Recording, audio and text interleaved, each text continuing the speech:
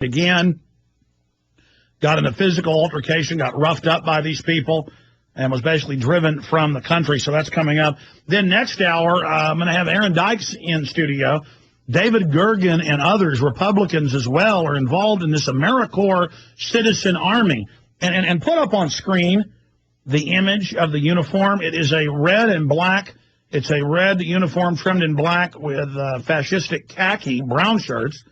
And they're marching and doing military drills in this video, hundreds and hundreds of them, and they have tens of thousands nationwide. They want millions, and they say, this is our uniform. This is what we wear.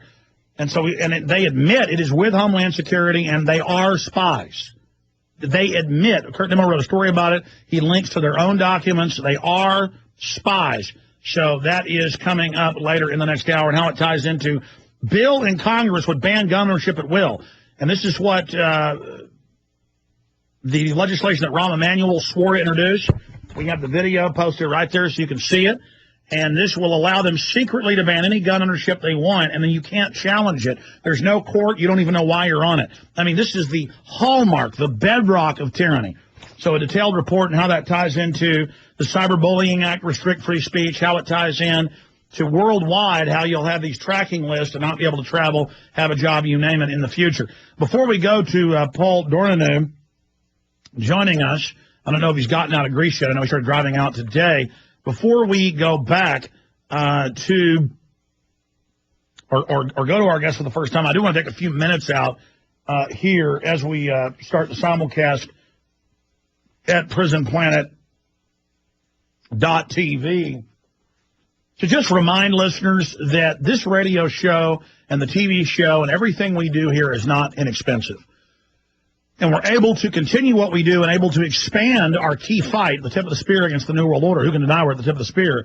Through your financial support. We're going to have a money bomb June 11th, and I would ask folks, we have, once a year, this is the second annual money bomb, to expand the TV studios, to buy more cameras and computers. That sounds like a lot of money to try to raise $250,000. That would be 2 cameras in a real studio. Okay, well, we're talking about 3 or 4 cameras, a whole studio, more space, the equipment, 1 or 2 employees for the year. We need this money. So if you want to go ahead and donate at Infowars.com, there's big banners for the money bomb, and we haven't added the new donations the last week. We'll do that. It's over 15,000 just a few days into it. And then we're going to try to really have a lot of giving on the day of June 11th.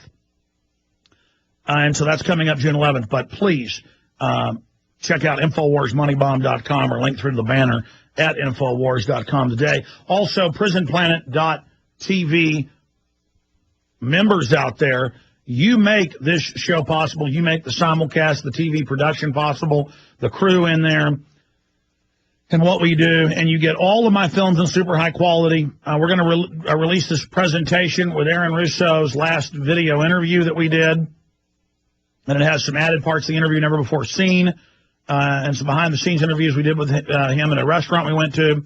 And also, I update the presentation with the latest video and information, and update the latest developments in the United States and the End the Fed movement that Aaron was instrumental in starting.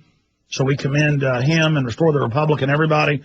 So again, ladies and gentlemen, this presentation needs to be seen. It'll be shipping June 3rd. It's being mass-produced right now, and we'll have it by next week and have the orders packed up and ready to ship June 3rd. So get your orders in for that today.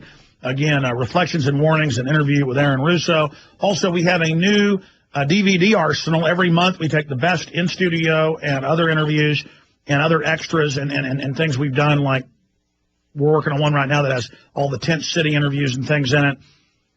And when you sent crews out to cover that, that's boiled down. The first in those monthly DVD arsenal videos has been released, and that can also be ordered at the secure shopping cart at Infowars.com or by calling toll-free 888-253-3139, 888-253-3139.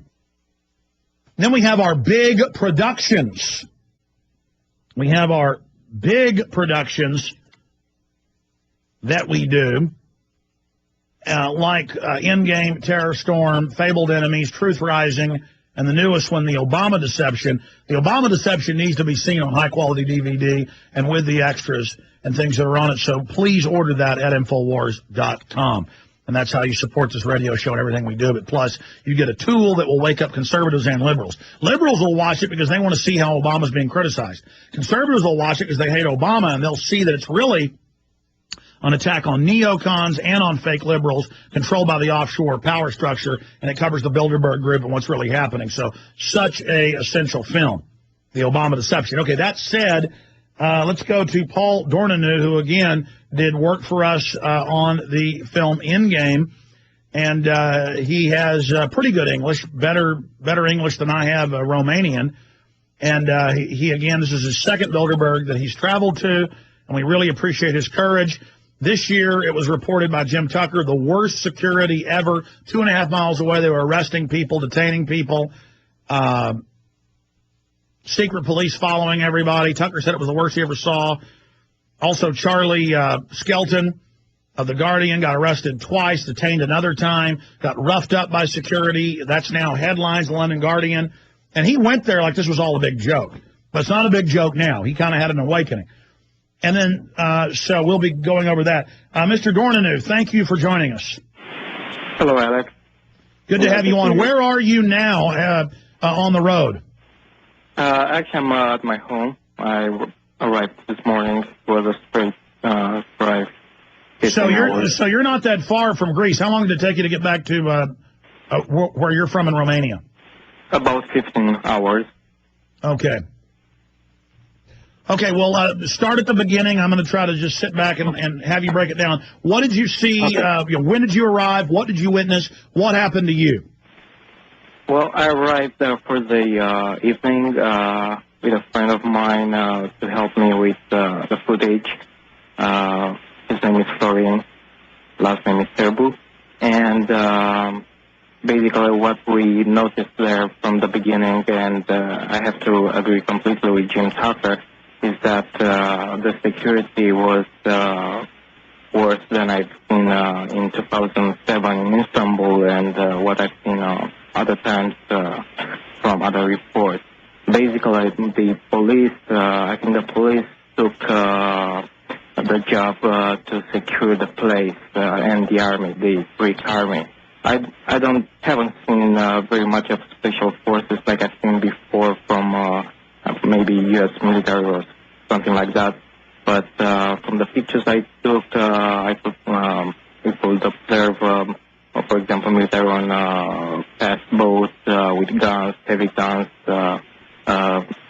great military navy on the sea that was patrolling around the hotel, police helicopter surveilling the area. When we arrived, basically it was very animated and police cars, police bikes were coming and going everywhere. The traffic was restricted. So we basically went ahead and tried to see what's going on during reconnaissance first. And that's when we observed the pictures of the helicopter. That was the first day, and we didn't, we later have seen a few limos, black cars with black windows that were escorted by police, and I haven't Was seen this that last yet. Wednesday? Thursday, actually. Okay, Thursday, so the first real day it kicks off. When did you start seeing them detain people? And then we heard there were some demonstrations that looked staged by the communists and the nationalists. Please continue. Well, my second day there, which is Friday 15, I was walking on the road, walking towards the Astor Palace Hotel, and I met this guy, this Greek guy, Fotis, his name, and he told us, guys, that they are arresting, detaining people with cameras. And I said, well, I haven't heard that before. So we took a walk, and we managed to take a picture of the hotel where two people were standing in the balcony. And I wanted to change the lenses and get a bigger lens, zoom lens, to get a closer picture with them. And as soon as I put my backpack on the bound, a few police cars and motorcycles arrived and started asking questions. That's when we started getting that footage. I don't know if you've seen it.